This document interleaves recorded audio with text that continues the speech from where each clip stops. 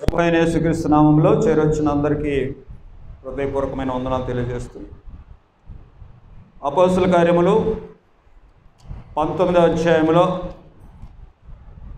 జరిగిన ఒక సంఘటన మనం చదువుకున్నాం. అపోల్లో కొరింథీలో ఉన్నప్పుడు జరిగిందేమనగా అని ప్రారంభమైంది. ఇది పౌలు పై ప్రదేశాల్లో సంచరించి ఎఫెసుకు వచ్చాడు. అక్కడ సహోదరుల గుంపు ఒకటి ఉంది. ఆ గుంపుకు ఏమి అవసరమో దాన్ని అపోస్తుడైనటువంటి పౌలు గ్రహించి ఆ విషయంలో వారు స్థిరపడే విధంగా వారికి సహాయం చేశాడు. దేవుని పని అలాగే నాకు జరిగింది. ఎఫెసులో ఉన్నటువంటి ఆ 12 మంది ఒక హౌస్ గ్రూప్గా ఉంటే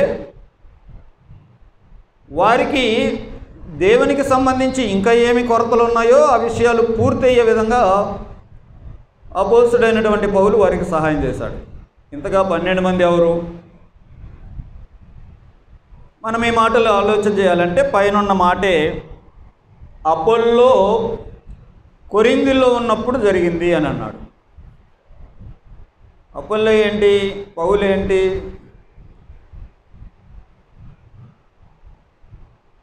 కొరింథీలకు రాసినటువంటి మొదటి పత్రిక 3వ అధ్యాయము 6వ వచనంలో ఇలాగుంది. 5వ వచనం నుండి చదువుతున్నా. అపోల్లో ఎవడు? పౌలు ఎవడు? పరిచారకులే కదా. ఒక్కొక్కరికి ప్రభు అనుగ్రహించిన ప్రకారము వారి ద్వారా మీరు విశ్వసించుతురి. నేను నాటితిని, అపోల్లో నీళ్లు పోసెను, వృద్ధి కలుగజేసిన వాడు దేవుడే. అపోస్తుడైన పౌలు పత్రిక రాస్తూ నేను నాటితిని, అపోల్లో నీళ్లు పోసాడు. అయితే ఈరోజు నేర్చుకునేటువంటి అంశం ఏంటంటే బోర్డు మీద మీకు రాశాను. ఏంటది? చదవండి. అపోల్లో నాటెను, పౌలు నీళ్లు పోసెను. మీరు చదివింది కరెక్టే. అపోల్లో నాటెను, పౌలు నీళ్లు పోసెను. అపోల్లో నాటినటువంటి ఒక హౌస్ చర్చ్ని పౌలు గారు ఎలాగైనా నీళ్లు పోసి పెంచారు అనే సంగతి మనం ఇక్కడ గమనిద్దాం. తిరిగి అపోస్తుల కార్యంలోకి వద్దాం. 19వ అధ్యాయానికి పైన ఉన్న భాగంలో 18వ అధ్యాయం 24 నుంచి ఉన్న ఆ భాగాలు మనం చదువుదాం. 24వ వచనం నుండి. అలెగ్జాంద్రియ వాడైన అపోల్లో అను ఒక యోధుడు ఎఫెసుకు వచ్చాడు. అతడు విద్వాంసుడును లేఖనముల యందు ప్రవీణ్యుడనై ఉండెను. అతడు ప్రభు మార్గం విషయమై ఉపదేశం పొంది తన ఆత్మయందు తీవ్రపడి యోహాను బాప్తిస్మము మాత్రమే తెలుసుకొనిన వాడైనను యేసును గురించిన సంగతులు వివరంగా చెప్పి బోధించుచు సమాజ మందిరంలో ధైర్యముగా మాట్లాడనారంభించను. ఇది అపోల్లో యొక్క ఇంట్రొడక్షన్. అపోల్లో అలెగ్జాంద్రియ వాడు, అది ఈజిప్ట్లో ఉంటుంది. ఒక యూదుడు కాబట్టి ధర్మశాస్త్ర సంబంధమైనటువంటి విషయాలు బాగా అవగాహన కలిగినవాడు. అంతేకాకుండా లేఖనముల యందు ఇతనికి మంచి ప్రావీణ్యం ఉంది. అదే విషయాల్ని మనం ఇక్కడ చదువుతా ఉన్నాం. విద్వాంసుడును లేఖనముల యందు ప్రవీణుడినై ఉన్నాడు. బాగా చదువుకున్నాడు, మంచి తెలివి కలిగిన వాడు, ధర్మశాస్త్ర సంబంధమైనటువంటి లేఖనాల మీద ఎడల మంచి ప్రావీణ్యం కలిగిన వాడు. ఆ ధర్మశాస్త్ర సంబంధమైనటువంటి విషయాలు ప్రావీణ్యం కలిగిన వాడైనా యేసు ప్రభు గురించినటువంటి విషయాలు విని ఆత్మయందు తీవ్రత కలిగిన వాడై బాప్తిసం తీసుకుంది మాత్రం యోహాను బాప్తిస్మమే, కానీ పరిచర్య చేసేటువంటి విధానంలో చాలా తీవ్రంగా తీవ్రత కలిగిన వాడైన మాట. అంతేకాకుండా ధైర్యంగా ఉండేవాడు. తన క్యారెక్టర్ అంతా మీకు అర్థమైపోయింది. ఇతను అకులా ప్రిస్కిల్లా అనేవాడు. అతన్ని చేర్చుకొని దేవుని మార్గాన్ని మరి పూర్తిగా అతనికి విశదపరిచి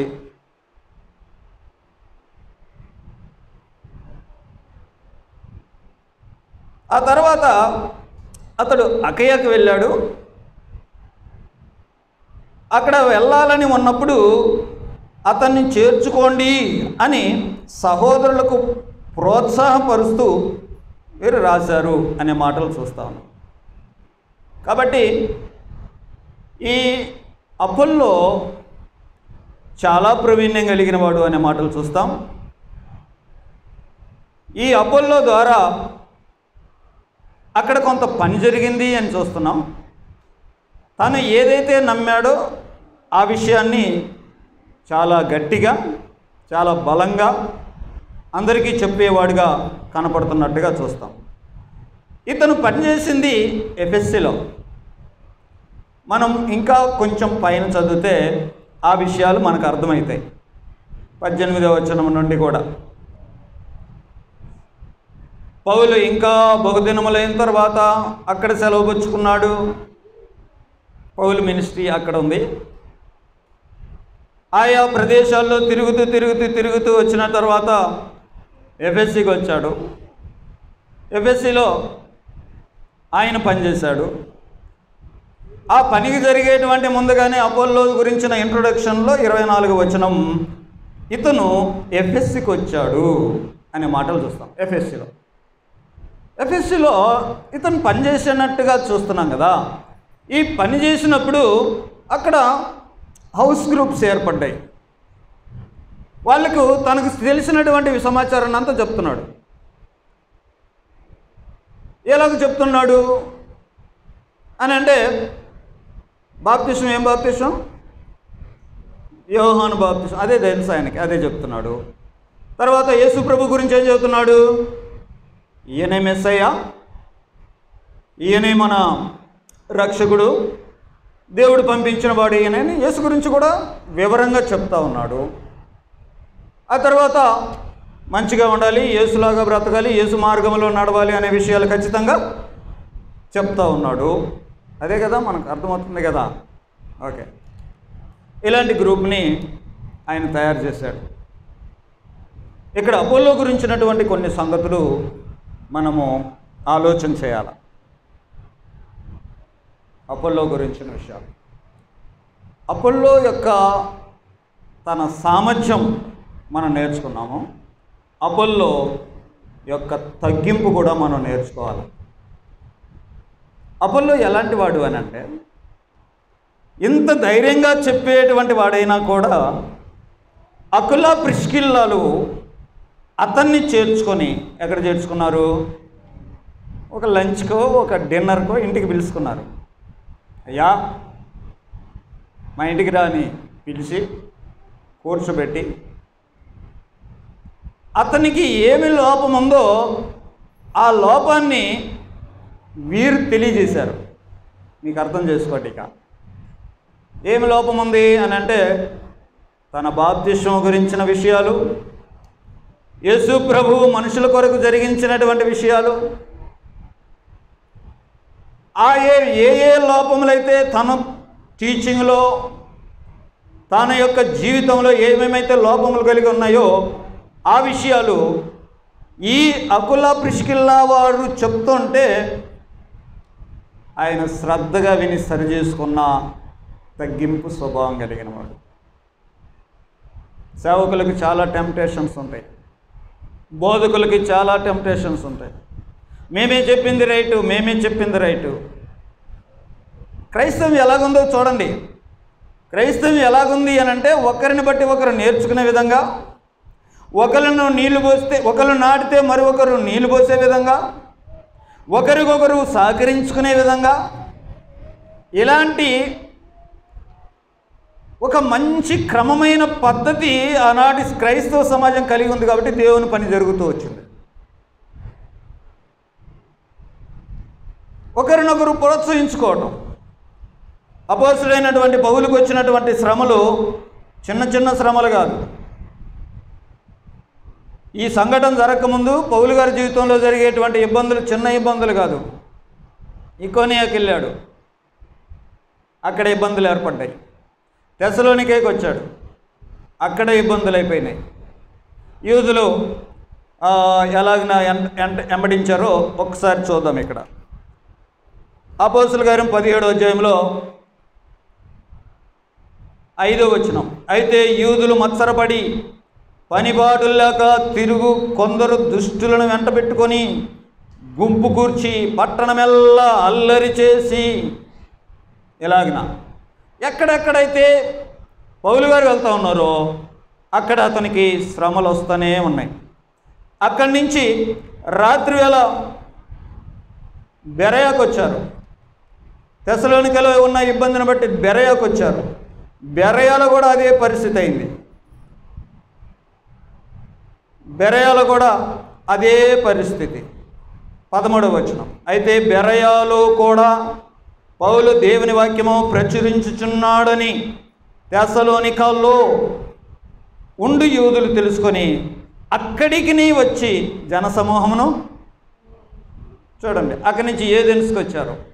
ఏథెన్స్లో పెద్ద ఇంటలెక్చువల్ పీపుల్ ద్వారా అక్కడ వాళ్ళ పెద్ద డిస్కషన్ జరిగింది. ఇలాగని గమనిస్తూ అలా అలా అలా అలా ఏథెన్స్ నుండి బయలుదేరి కొరింథీకి వచ్చాడని 18వ వచనం. కొరింథీలో అకుల్లా ప్రిస్కిల్లను కలుసుకున్నాడు అనే విషయాలు. అక్కడి నుంచి 5వ వచనం. సీలా తిమోతి మాసిదోనియా నుండి వచ్చినప్పుడు పౌలు వాక్యం బోధించటం ఎందు ఆతురత గలవాడై యేసే క్రీస్తని యూదులకు దృఢంగా సాక్ష్యమిస్తున్నారు. అయితే వారు ఎదురాడి దూషించినప్పుడు అతడు తన వస్త్రములు చించుకొని మీ నాశమునకు మీరే ఉత్తరవాదులు అని అలా వెళ్తూ ఉన్నారు. చూడండి పౌలు గారి పరిచర్య. కొరింథీలో ఇలాగన తను ప్రకటించేటువంటి ఆ సమయంలో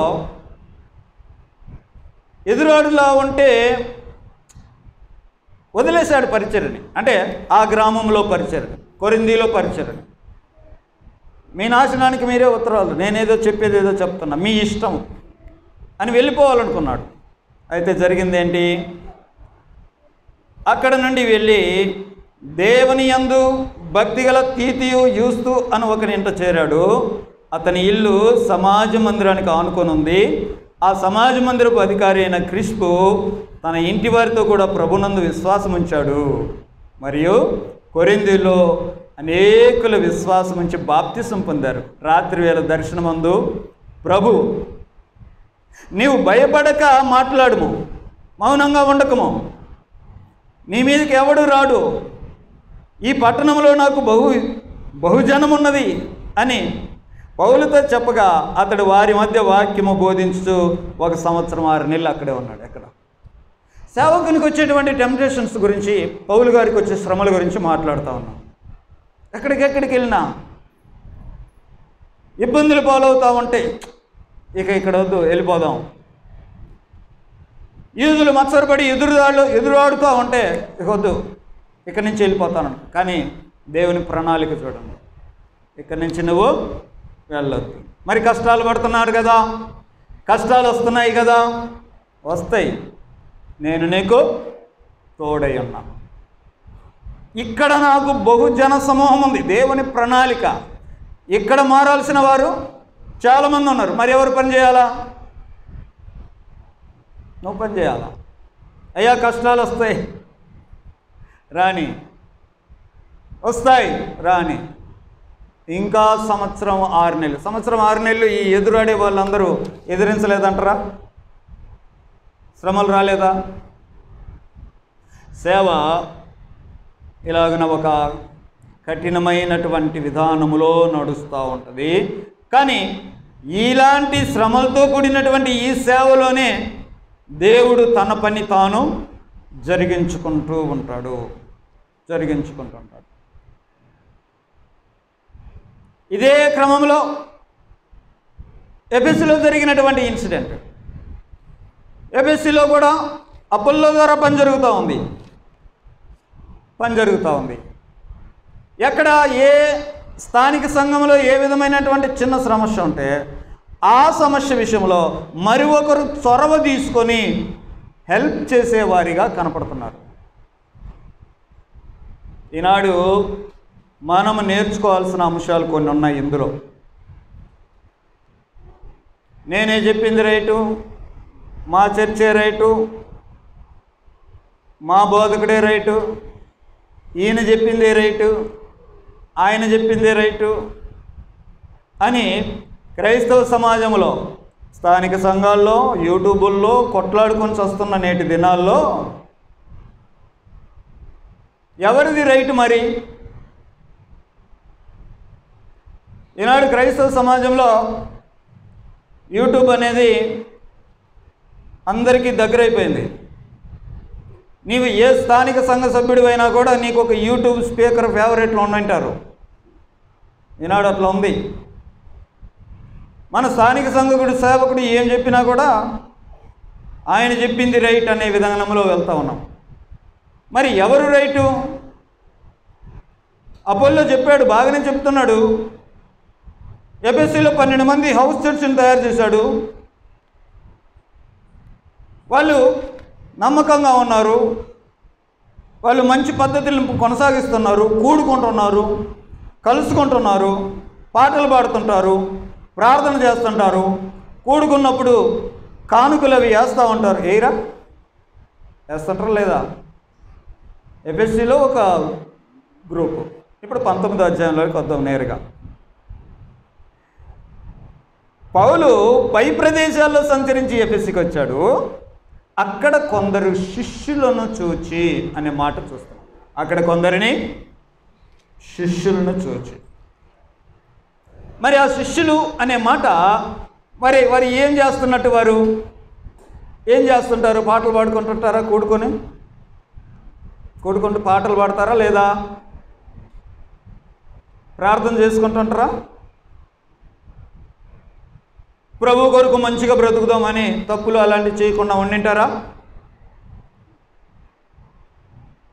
బాప్తిజం పొందారా? వాళ్ళు పొందారా లేదా? ఇంతకు వాళ్ళని ఆ విధంగా తయారు చేసినటువంటి నాయకుడు ఎవరు? అపోల్లో.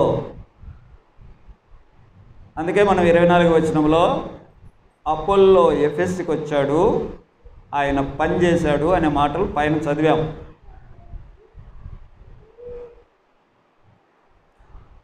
పౌలు ఆయన ప్రయాణాల్లో ఆయన ఉంటున్నాడు. అపోల్లో ఎలాగ జరుగుతూ ఉంది, ఆయన పని ఆయన చేస్తున్నాడు. అపోల్లోలో ఉన్నటువంటి ఆ చిన్న చిన్న లోపాలు ఏమైతే ఉన్నాయో అకుల ప్రిస్కిల అనేటువంటి దంపతులు తెలియజేస్తే నేర్చుకున్నాడు.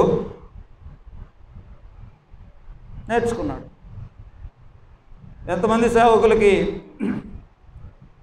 ఈ విధమైన మనసు ఉంటుంది? పోనీ సేవకుల సంగతి పక్కన పెడితే ఎంతమంది విశ్వాసులకి ఈ విధమైన భారం ఉండదు? అది ఈరోజు నేర్చుకోవాలి మనం. ఒక సేవకుడు ఏదైనా తప్పు మాట్లాడాడు అని అంటే దాన్ని ఎంతగా నెగిటివ్గా పబ్లిక్లోకి తీసుకెళ్తున్నారు మనుషులు, విశ్వాసులు. ఆయన ఎట్లా చెప్పాడు, ఆయన ఇలా చెప్పాడు, ఆయన ఇలా చెప్పాడు, ఆయన ఇలా చెప్పాడు, ఆయన ఇలా చెప్పాడు. కానీ ఈ దంపతులు ఏం చేస్తున్నారు? ఈయన చేసేది తప్పు, ఈయన చెప్పేది తప్పు అని పబ్లిక్లో ఏం చెప్పలే. వాళ్ళు ఏం చేశారు? అయ్యా మా ఇంటికి ఒకసారి రా, చేర్చుకొని భోజనానికి రయ్యా. సున్నితంగా ఆయన బోధించే విషయాల్లో ఏవేవైతే కరెక్షన్స్ ఉన్నాయో అవన్నీ సున్నితంగా చెప్పారు. భక్తి ఎలాగ జరుగుతూ ఉందో నేడు మనం అర్థం చేసుకోవాలా. అలాంటి విశ్వాసులు ప్రియమైన దేవుని పిల్లరా, నేడు విశ్వాసులు ఈ స్టాండర్డ్స్లో లేకపోవడాన్ని బట్టి అనేక రకాలైనటువంటి బోధకులు బయలుదేరి వారి ఇష్టం వచ్చినట్టుగా చెప్తా ఉన్నారు. విశ్వాసులు ఏం చేస్తున్నారు అని అంటే వారి తప్పులు ఎత్తుపడుతున్నారు, కానీ సరిచేయాలనేటువంటి తాపత్రయం ఎవరికి కూడా లేదు. మేము ఇచ్చే ట్రైనింగ్ క్లాసుల్లో ఒక మాట మాట్లాడుతూ ఉంటాం మేము. ఈనాడు విశ్వాసులు ఎలాగున్నారు అని అంటే తినడమే పని పెట్టుకొని ఉన్నారు. ప్రభువులోకి వచ్చినప్పటి నుంచి వింటనే ఉంటారు. వారి బైబిల్ అంతా 30-40 సంవత్సరాల అనుభవంలో బైబిల్ అంతా గీతలే ఉండింటాయి, నోట్ చేసి పెట్టుకుంటాం. పాస్టర్ కంటే విశ్వాసికి ఎక్కువ తెలుసు. కొత్తగా పాస్టర్ని చేర్చుకున్నారు. ఈ పాస్టర్ కంటే ఎవరికి ఎక్కువ తెలుసు? 30-40-50 సంవత్సరాల సీనియారిటీ కలిగినటువంటి విశ్వాసి బైబిల్లో ప్రతి ముక్క తెలుసు. కానీ ఏదైనా ఒక లోపం జరుగుతుంది అని అంటే దాని మీద శ్రద్ధ తీసుకునే బాధ్యత తీసుకునేటువంటి విశ్వాసులు నేడు లేరు. చెప్తే చెప్పనీలేండి, ఆయనకు మనం చెప్పే అంతమా, ఇలాంటి ఫీలింగ్స్లో పడి వాక్యం దారి తప్పుతున్నా చూస్తూ ఉండే పరిస్థితి అయిపోయింది. అకిల్లా ప్రిస్కిల్లాల ద్వారా మనం ఈ విషయాలు నేర్చుకోవచ్చు. మన భారం ఏంటి? నేర్చుకున్న దాన్ని మనం ఎలా అప్లై చేస్తున్నాం? ఇది దేవుని పని, స్థానిక సంఘ పని అని అంటే పాస్టర్దే పని అనుకుంటున్నారు నేటి దినం. పాస్టర్దేనండి ఇక్కడ? పాస్టర్ పనేనా? విశ్వాసులు చేయట్లేదా పని? సేవకుని దగ్గర దేవుని పని విషయంలో ఒక చిన్న సమస్య వచ్చింది, ఒక అడ్డంకి, ఒక కొరత ఉంది, ఒక లోపం ఉంది అనే విషయాల్లో వారు చదువు తీసుకొని దాన్ని కరెక్షన్ చేయడానికి వాళ్ళు ఇష్టపడలేదా? ఇష్టపడ్డారు కదా. దాన్ని అంగీకరించడానికి, సరి చేసుకోవడానికి అపోల్లో ఇష్టపడలేదా? ఇష్టపడ్డాడు కదా. ఇది ఒక పాఠం మనం నేర్చుకోవాల్సిన పాఠం. కేవలం వాక్యం సేవకులు బోధకుల దగ్గరే లేదు, బోధకుల కంటే ఎక్కువగా వారం వారం వినే విశ్వాసి దగ్గర ఉండాలి. ఆ కేర్ తీసుకోండి.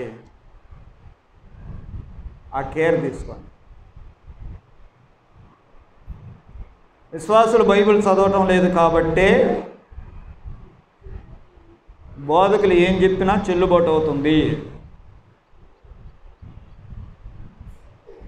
విశ్వాసులకు సరైనటువంటి లేఖనానుసారమైన జ్ఞానం లేదు కాబట్టి బోధకుడు ఏం చెప్పినా సరిపోతుంది.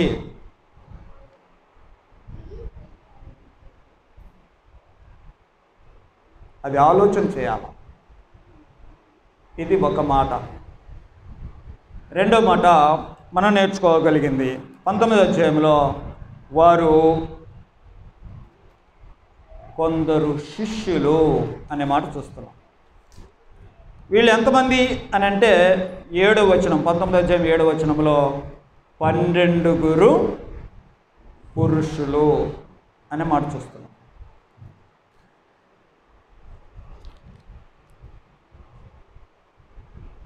దేవుని పని జరగటానికి ఒక చర్చి, ఒక పెద్ద మందిరం అనేది ఏం లేదు. వీళ్ళు కేవలం ఒక 12 మంది, ఒక చిన్న గుంపు, ఒక హౌస్ చర్చిగా కూడుకుంటున్నారు.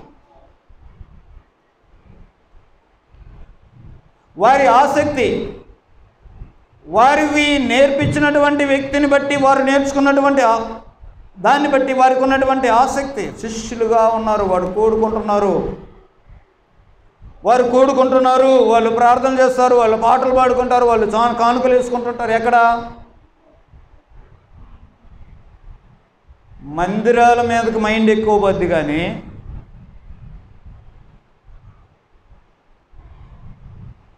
చిన్న హౌస్ చర్చిగా ఉండటం ఎంత ధన్యతో చూడండి.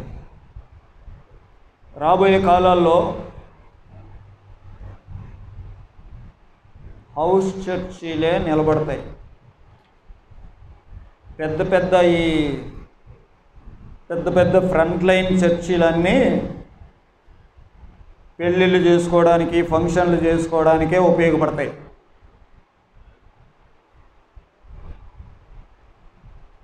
పెళ్ళిళ్ళకి, ఫంక్షన్లకి, సమాధుల కార్యక్రమాలకి, వాటికే ఫ్రంట్ లైన్ చర్చిలు, బిల్డింగ్లన్నీ ఉపయోగపడతాయి. భక్తి ఎక్కడ కనపడుద్ది తెలుసా? చిన్న చిన్న సమూహాల్లోనే ఉంటుంది. ఒకరు ఇద్దరు, మీలాంటి వాళ్ళు ఇద్దరు ముగ్గురు నలుగురు కలిసి కూర్చొని డిస్కస్ చేసుకుంటుంటారు. ఎక్కడ చేసుకుంటారు? మీ ఇంట్లోనో మా ఇంట్లోనో అక్కడ కూర్చుంటారు, ఇక్కడ కూర్చుంటారు. దాని కొరకు ఇప్పుడు మనకు మైండ్లో ఫిక్స్ అయినటువంటి విషయాలంటే, మనం ప్రార్థన చేయాలంటే చర్చిలోకి వెళ్ళాలి కదా, దేవాలయంలోకి వెళ్ళాలి కదా, దానికి ఒక సెటప్ ఉండాలి కదా, ఈరోజు ఉపవాస ప్రార్థన అని పెట్టాలి కదా, ఈరోజు విజ్ఞాపన ప్రార్థన అయితే కదా, ఇలాంటి ఏమండి అపోలో అతన్ని కరెక్షన్ చేయడానికి వాళ్ళు ఎక్కడ ఆ సన్నివేశాన్ని ఎక్కడ ఏర్పాటు చేసుకున్నారు చెప్పండి? వాళ్ళు అకుల ప్రిస్కిలాలు ఎక్కడ గ్యాదర్ అయ్యి దేవుని విషయాలు చర్చించుకున్నారు? ఇంట్లోనే కదా, ఇంట్లో మాట్లాడుకోవాలి కదా. ఇది మనము ఎంతో లోపం కలిగి ఉన్నాం. మన ఇళ్ళల్లో దేవుని వాక్యం చర్చించుకోము, మన ఇళ్ళల్లో దేవుని విషయాలు డిస్కస్ చేసుకోము. మందిరానికే రావటం, కార్యక్రమాలు జరుపుకొని వెళ్ళిపోవడం జరుగుతూ ఉంది. అందుకని ఆనాటి వారి భక్తికి మన భక్తికి ఇంత తేడా ఉంది. 19వ అధ్యాయంలో జరిగినటువంటి ఆ డిస్కషన్ని మనం వచనం చదువుదాం. పౌలు వచ్చాడు ఎఫెసీలో. ఈ శిష్యులు కొంతమందిని చూశాడు, ఒక చిన్న గ్రూపు, వాళ్ళు ఒక హౌస్ చర్చ్గా కూడుకుంటున్నారు.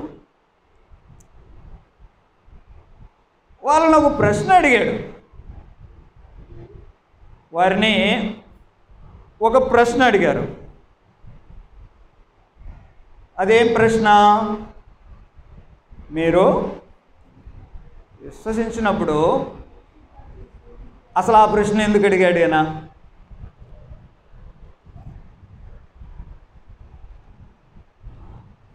ఎందుకు ప్రశ్నించాల్సి వచ్చింది?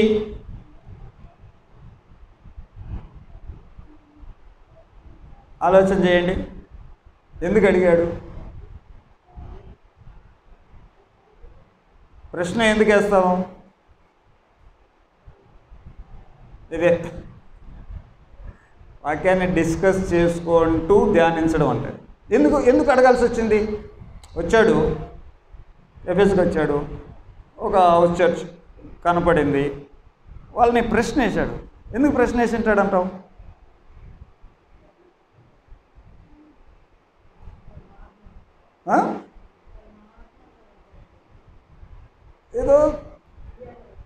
ఏదో తేడా ఉంది ఇళ్ళల్లో, అదే కదా. మరి మనం మాట్లాడుకున్నట్టు ఏం తేడా ఉండింటిది వాళ్ళల్లో? కూడుకుంటున్నారు, వస్తున్నారు, పాటలు పాడతారు, ప్రార్థన చేస్తారు, అన్నీ చేస్తుంటారు. ఈయన అడిగినటువంటి ఈ మాట ఏంటంటే, మీరు పరిశుద్ధాత్మను పొందితిరా అని అడిగాడు. అంటే ఈయనకి ఏమర్థమైంది అని అంటే, పరిశుద్ధాత్మకి సంబంధించినటువంటి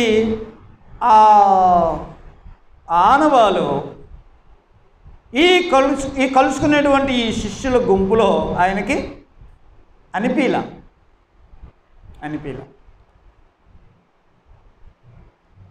అందుకని డైరెక్ట్గా అడుగుతున్నారు. వారన్నారు, అసలు పరిశుద్ధాత్మను బట్టిన సంగతే మాకు తెలియదు అని అన్నారు. ఈ ప్రశ్న ఎలాగుందంటే,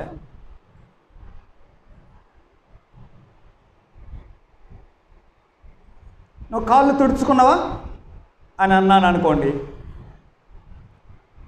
కాళ్ళు తుడుచుకొని వచ్చావా అని అన్నాను అనుకోండి, ఆ ప్రశ్నలో 2 పనులు ఉన్నాయి కదా. మీకు అర్థమైపోయింది, అందరూ బాగానే చదువుకున్న వాళ్ళే కాబట్టి కదా. కాళ్ళు తుడుచుకొని లోపలికి వచ్చావా అని అంటే తుడుచుకునే ముందు ఏం చేసి ఉండాలా?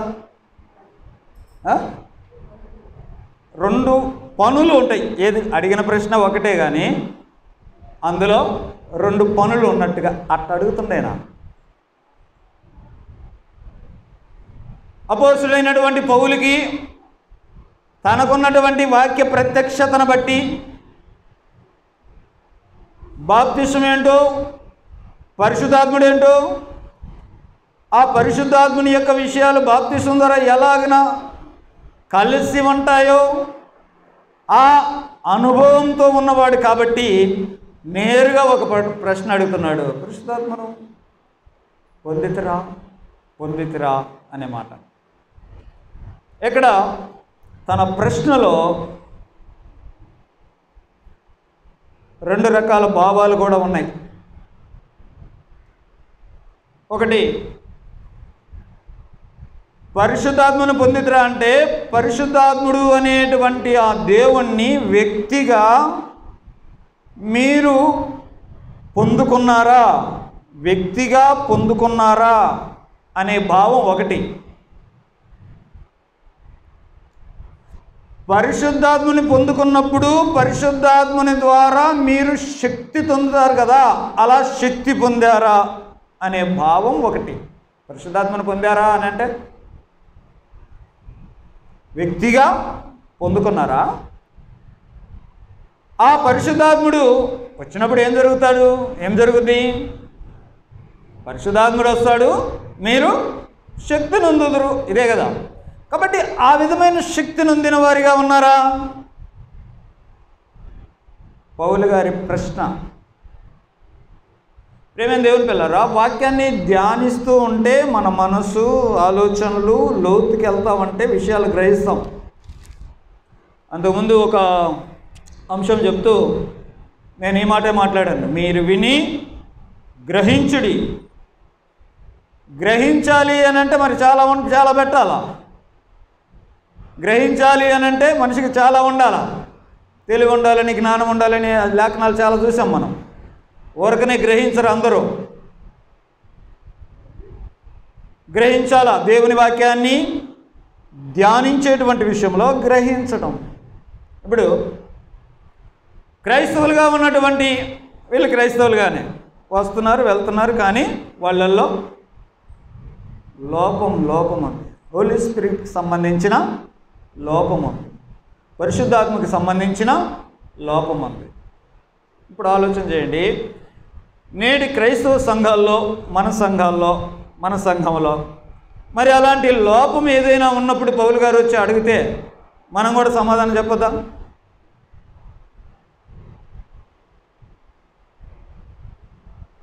మరి పౌలు గారు ఏ విధమైనటువంటి లోపాన్ని అక్కడ కనుక్కున్నాడో అలాంటి లోపమే నేడు స్థానిక సంఘాల్లో లేదంటారా? Where is that super natural effect in the Christians? వస్తున్నారు వెళ్తున్నారు, ప్రార్థన చేస్తున్నారు, గుంపు కూడుకుంటున్నారు, మాట్లాడుకుంటున్నారు, చర్చిస్తున్నారు, వెళ్తున్నారు, పోతున్నారు. వాళ్ళు చేసినట్టే. ఎఫెసీలో ఉన్నటువంటి 12 మంది శిష్యులు కార్యక్రమాన్ని జరిగిస్తూనే ఉన్నారు, కానీ వాళ్ళల్లో ఒక సూపర్ న్యాచురల్ ఎఫెక్ట్ అనేది లోపించి ఉంది. దైవ సంబంధమైనటువంటి ఒక ప్రభావము వాళ్ళల్లో కనపడుట లేదు. రొటీన్గా వాళ్ళు రావటం వెళ్ళటం. సో ఎందుకు వచ్చింది ఈ విధమైనటువంటి లోపం అని అంటే, అడిగాడు వాళ్ళు, ఏంటి మీ ప్రాబ్లం ఏంటి? పొందారా? మేము పొందలేదు, అసలు ఆ పరిశుద్ధాత్మ ఏంటి మాకు అసలు తెలియదు అని అన్నాడు. అయితే అయితే మీరు బాప్తిసం ఎలా పొందారు చూసారా? ఆలోచన చేయండి.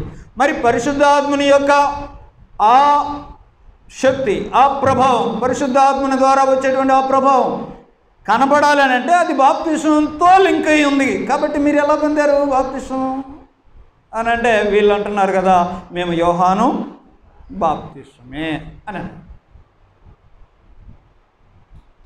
లోపం చూడండి ఎక్కడ ఉందో. వారు బాప్తిసం పొందారు కానీ పరిశుద్ధాత్మని యొక్క ప్రభావాన్ని చూపించగలిగే ఆ బాప్తిసంలోకి వాళ్ళు రాలా.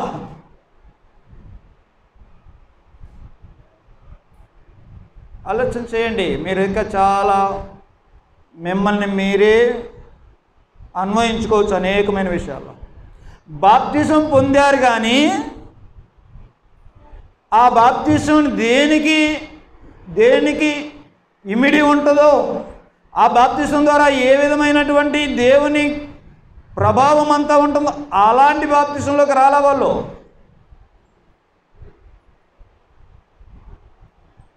కానీ బాప్తిసం అయితే జరిగింది. ఈ మధ్య ఒక సోదరి నాతో మాట్లాడుతూ, నేను బాప్తిసం తీసుకోవాలనుకుంటున్నా అన్నది. ఏమి నువ్వు బాగానే భక్తి చేస్తున్నావు కదా, అప్పుడెప్పుడో పెళ్ళి అప్పుడు తీసుకున్నాను, చిన్నప్పుడు నాకెందుకో మనసు గద్దిస్తుంది అని అన్నది. అంటే తీసుకుంది కానీ అసలు ఏంటి అనేటువంటి విషయాలు ఆమెకేమి, అప్పటి నుంచి వస్తుంది, వెళ్తుంది, జరుగుతుంది, భక్తి చేస్తుంది, పాటలు పాడుతుంది, సందాలు వేస్తుంది, జరుగుతూ ఉంది. అందుకని పౌలు గారు దాని గురించిన వివరాలు చెప్తూ అంటున్నాడు. యోహాను బాప్తిసం బట్టి అంటే పౌలు అన్నాడు, యోహాను తన వెనుక వచ్చు వాని యందు అనగా యేసునందు విశ్వాసం ఉంచాలని ప్రజలతో చెప్పుచు మారు మనసు విషయమైన బాప్తిసం ఇచ్చాడు.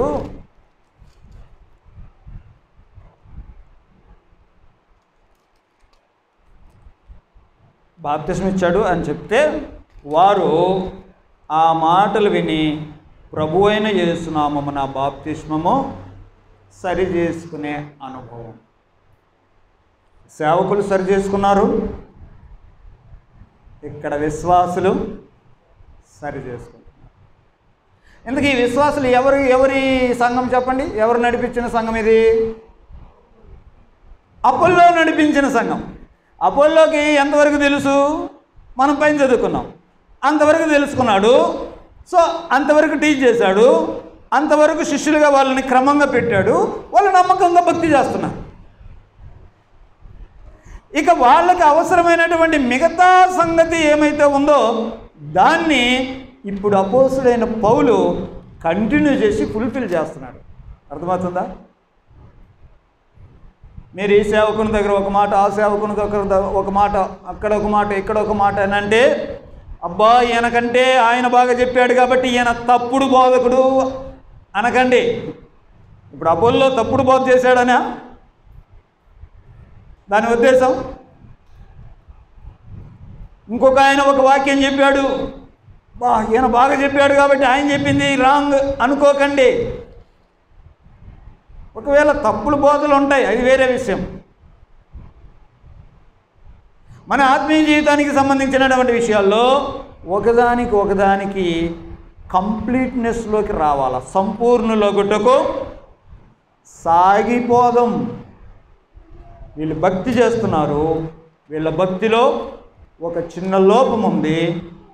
ఆ లోపాన్ని సరి చేసుకోవడానికి సేవకుడు వచ్చాడు, బాప్తిసం తీసుకున్నారు, మరలా బాప్తిసం. ఇప్పుడు మరి ముందు తీసుకున్నటువంటి బాప్తిస్మానికి ఇప్పుడు తీసుకునేటువంటి బాప్తిస్మానికి ఏంటి తేడా వాళ్ళకి? అది ఇప్పుడు వాళ్ళకి అర్థమవుతుంది. పౌలు గారు దాన్ని క్లియర్గా చెప్పాడు. యోహాను ఇచ్చిన బాప్తిస్మం ఏంటి, దాని విషయాలు చెప్పాడు. మారు మనసు సంబంధించిన ఆ బాప్తిస్మాన్ని యోహాను ప్రకటించాడు. ఇక మరి యేసుక్రీస్తు బాప్తిస్మం అంటే ఏంటి? ఆయన మరణ, సమాధి, పునరుద్ధానాల్లో పాలు పంచుకునేటువంటి ఆ బాప్తిస్మంలోకి రావాలా?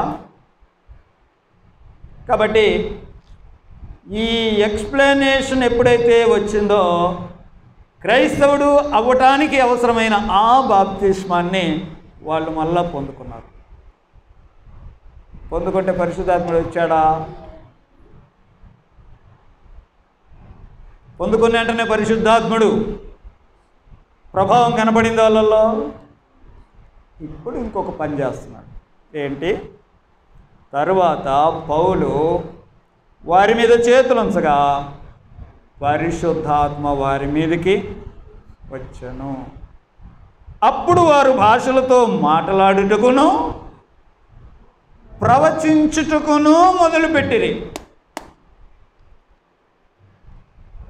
ఇప్పుడు ఉండింటుందా వాళ్ళల్లో సూపర్ న్యాచురల్ ఎఫెక్ట్?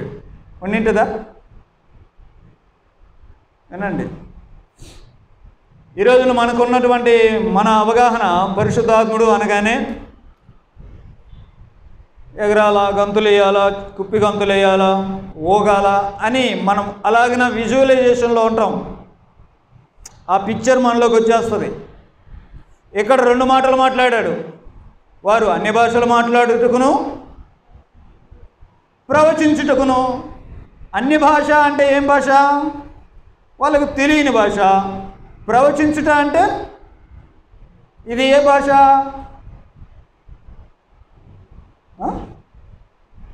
అన్య భాష అని అంటే వేరే భాష.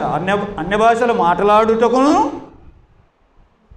ప్రవచించుటకును మొదలుపెట్టిరి అన్నట్టు.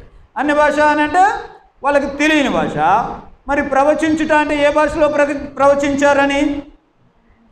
వాళ్ళకి తెలిసిన భాషలోనే. ఇదే మాట్లాడుతున్నారు, ప్రవచిస్తున్నారు, మాట్లాడుతున్నారు. ఇప్పుడు మనకున్నటువంటి వచ్చిన కల్చర్లో మనం ఎలాగ తయారైపోయామంటే పరిశుద్ధాత్ముడు వచ్చాడా, మరి అన్ని భాషలు మాట్లాడితేనే కదా పరిశుద్ధాత్ముడు అనే బ్రాండ్ మనలో ఉంది. కాబట్టి మిగతా విషయాన్ని పక్కన పెడతాం. మరి ప్రవచించడం అనేది పరిశుద్ధాత్ముని వరం కాదా? వరాలు చూడండి,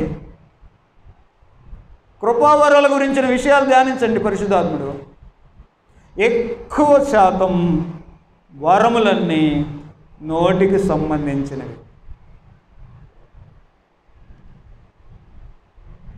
నోటికి సంబంధించినవి. పరిశుద్ధాత్మనితో నింపబడ్డామని అంటే ఆ పరిశుద్ధాత్మని ఎఫెక్టు మనలో నుండి ఎలా కనిపిస్తుంది అని అంటే మన నోటి ద్వారానే కనిపిస్తుంది. నోటి ద్వారా అనగానే మీరు అన్ని భాషల కాడికి వెళ్ళిపోకండి. అదే చెప్తాను, అన్ని భాషల దగ్గరికి వెళ్ళనవసరం. కొందరికి జ్ఞానవాక్యము వరాల్లో ఇదొకటి, జ్ఞానం ఉంది. ఏం చేస్తాడు ఆ జ్ఞానాన్ని? మరి చెప్తాడు కదా, చెప్పాలి కదా. ప్రవచన వరము ఎలా మాట్లాడతాడు? వివేచన వరం, వివేచన కలిగి ఉన్నాడు, దాన్ని ఎలా ఎక్స్ప్రెస్ చేస్తాడు?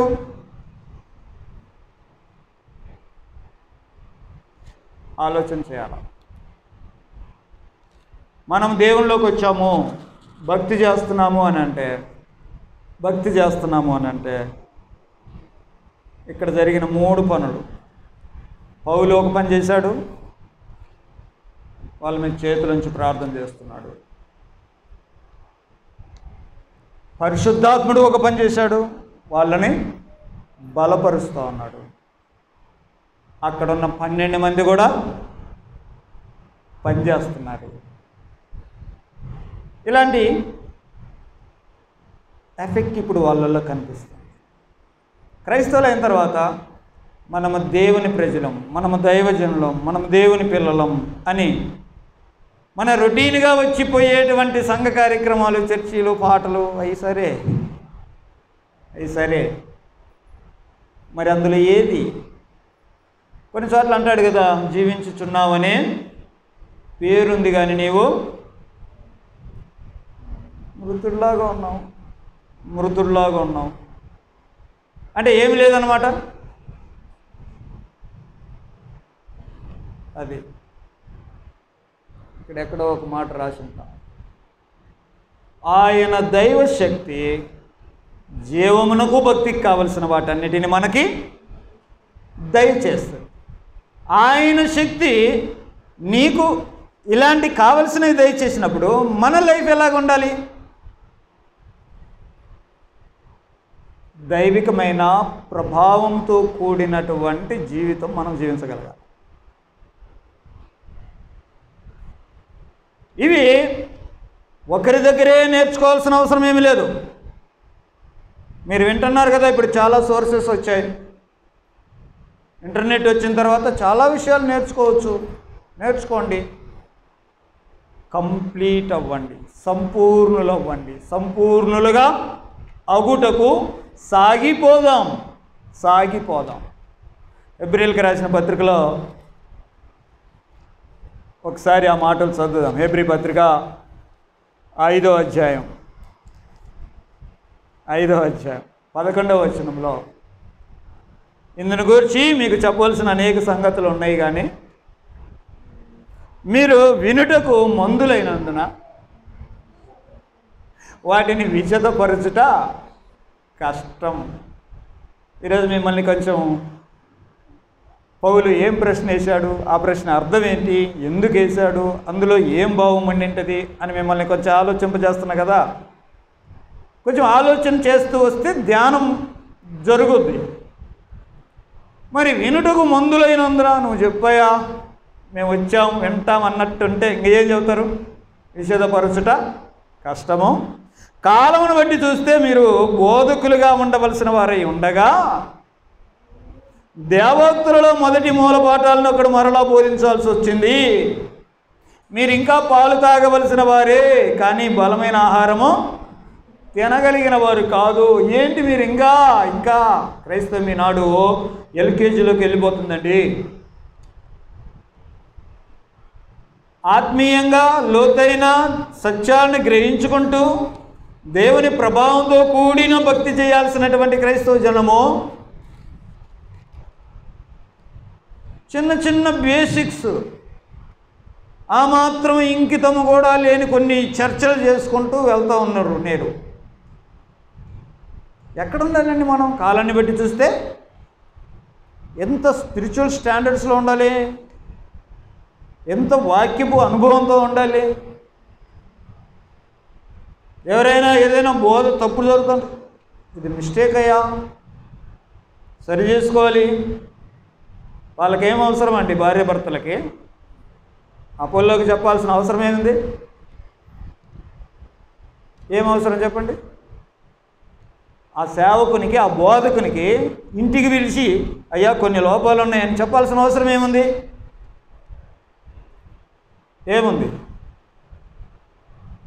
దేవుని భారం ఉంది. అర్థమవుతుందా? దేవుని భారం ఉంది. అయ్యా రక్షణలో ఇంకా మిగతా చాలా విషయాలు ఉన్నాయి, నువ్వు కొంతవరకు చెప్తున్నావు, రైట్, మిగతాయి కూడా చెప్పు. నువ్వు ఎవరికైతే చెప్తున్నావు వాళ్ళు కంప్లీట్ అవ్వాలా, వాళ్ళు సంపూర్ణలో అవ్వాలా, మిగతాయి కూడా చెప్పు. సరే, ఆయనకి ఆ ఫ్యామిలీ చెప్తే మరి ఆయన తయారు చేసినటువంటి 12 మంది గుంపుకి ఎవరు హెల్ప్ చేశారు? అపోస్తలుడైన పౌలు హెల్ప్ చేస్తాడు. అందుకే నేను పెట్టిన బోర్డు మీద పెట్టిన టైటిల్ అపోల్లో నాటాడు, పౌలు నీళ్లు పోసాడు, వృద్ధి కలుగజేసిన వాడు దేవుడు. మన మోసభక్తి నుండి బయటికి రావాలా. మోసభక్తి అంటే అనాదిగా మనం చేస్తున్న భక్తి. ఈరోజు ఆదివారం కాబట్టి చర్చికి వెళ్ళాలి, ఆయన వాక్యం చెప్తాడు, మేము వింటాం, పాడే పాట ఉంటే పాడతాం, వేసే కానుకుంటే వేస్తాం, వస్తాం, మళ్ళీ ఎప్పుడు పోతాం, మళ్ళీ అప్పుడు పోతాం. ఈ మోస నుండి బయటకు వచ్చి కేవలం గుడిలోనే జరిగేది కాదు భక్తి పని, అది మన ఇంట్లో జరగాల, మన ఇంటి సమూహంగా జరగాల. మీకు ఒకటి అర్థమవ్వాలా, ఈ 12 మంది ఒక చోట కూడుకుంటున్నారు అని అంటే అది ఎవరో ఇండ్లు మిగతా వారిని ఆహ్వానిస్తే వచ్చి కూర్చున్న గుంపేగా. 12 మంది కలిసి కట్టుకొని నిండేట్రా ఇల్లు. ఎవరో ఒక అతను మిగతా వాళ్ళను ఆహ్వానిస్తే ఏర్పడ్డటువంటి ఒక హౌస్ గ్రూపే కదా. మరి మిగతా వాడిని ఆహ్వానించాలి, వారిని కూడా పిలవాలి. వారు వచ్చినప్పుడు టీ, కాఫీ ఇలాంటివి ఖర్చు అవుతాయి, ఉందా లేదా? మరి దానికి సిద్ధపడే కదా పిలుచుకుంటాడు.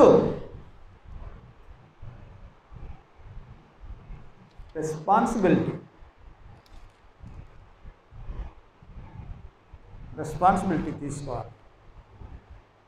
ఈనాడు క్రైస్తవుల్లో లోపించిన సంగతి ఏంటంటే, సంఘంగా కూడుకొని మందిరాలకు వెళ్ళి చేస్తున్నాం, కానీ మనము మిగతా సమయంలో మన సహోదరులను కూర్చోబెట్టుకొని ఇళ్ళల్లో సహోదరులుగా కూర్చుని ఒక ఆత్మీయమైనటువంటి దైవికమైనటువంటి క్రమము నేడు సమాజంలో లేదు అని చెప్పాలి. నీకు తెలిసిన వాళ్ళు ఉన్నారు కదా, 2-3 నీ ఫ్రెండ్స్, మన సంఘస్థులే.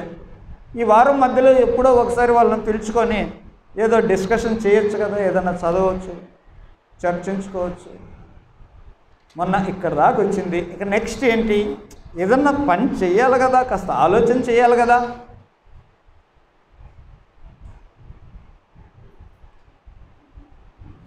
ఒకనొకసారి ఒక మాట మాట్లాడుతూ ఇలాగ చెప్పాను నేనే, సంఘములో ఇంటి వాతావరణం ఉండాలి. అంటే ఇంట్లో అన్నదమ్ములు, అక్క చెల్లెళ్ళు అందరు ఎలాగనా కలుసుకొని అలా ఉంటారో, సంఘంలో ఇంటి వాతావరణం ఉండాలి. మా చెల్లెలు, మా అక్క, మా అన్న, మా పిల్లోడు, మావాడు అనే అలాంటి రిలేషన్ సంఘంగా కూడుకున్నప్పుడు ఉండాలా. సంఘంలో ఇంటి వాతావరణం ఉండాలి. ఇంట్లో సంఘ వాతావరణం ఉంటే మన ఇల్లు బాగా ఎదుగుద్ది. ఇంట్లో సంఘ వాతావరణం అంటే స్థానిక సంఘంలో కూడుకున్నప్పుడు మనం ఏమేం చేస్తాం, ప్రార్థనలు, పాటలు, ఇలాంటి వాతావరణం ఇంట్లో ఉంటే ఇక పిల్లలు ఎలా ఎదుగుతారు చూడండి.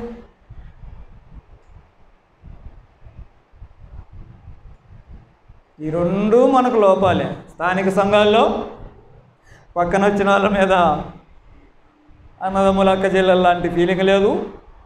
ఎందుకంటే ఆమె అటు ముడుచుకుంటుంది, ఈమె ఇటు ముడుచుకుంటుంది. 2 ఇంటికి వెళ్ళామంటే ఇక దేవుడు లేదు. దేవుని పని ఎలా వృద్ధి అవుతుందండి. దేవుడేమో ఏ మనిషి నశించకూడదు,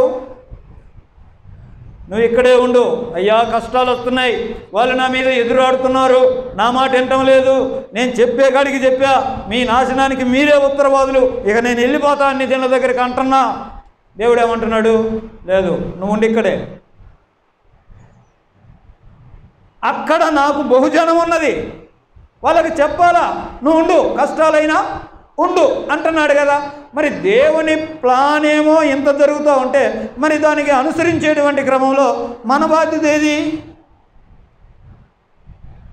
ఎవరో నాటుతారు, ఎవరో నీళ్లు పోస్తారు. మరి ఇదందరూ కలిసి చేస్తే కదా దేవుని సంకల్పం అనేది నెరవేరుద్ది. లేదు లేదు ఆయన పాస్టర్, మేము విశ్వాసులమే, ఇలాగైపోయాం మనం. మరి వాళ్ళు విశ్వాసులే కదా, భార్యాభర్తలు ఇద్దరు, పైగా ఎక్కడి నుంచో ఎత్తొచ్చిన వాళ్ళు విశ్వాసులే.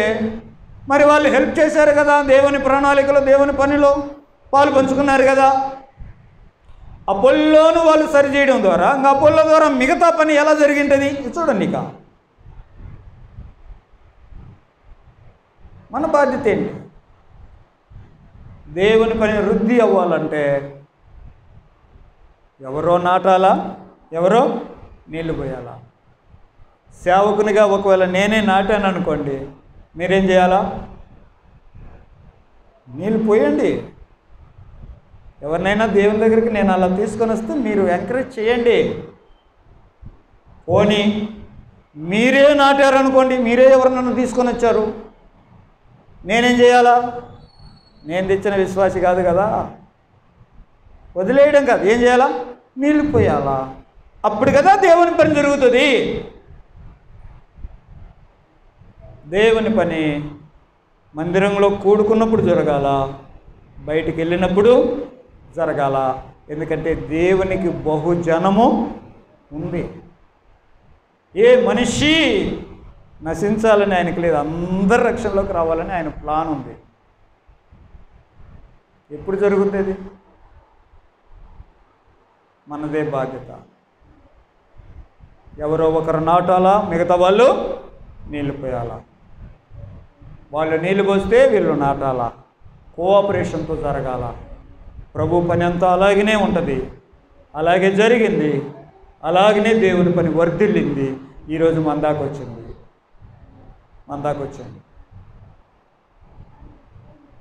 ఇశ్రాయేలు ప్రజల్ని దేవుడు ఎన్నుకున్నాడు. మీరు ఈ సమస్త జనులలో నాకు స్వకీయ సంపాద్యం, మీరు మీ ద్వారా సమస్త జనులు నన్ను తెలుసుకోవాలని ఇశ్రాయేలుకు చెప్పాడు.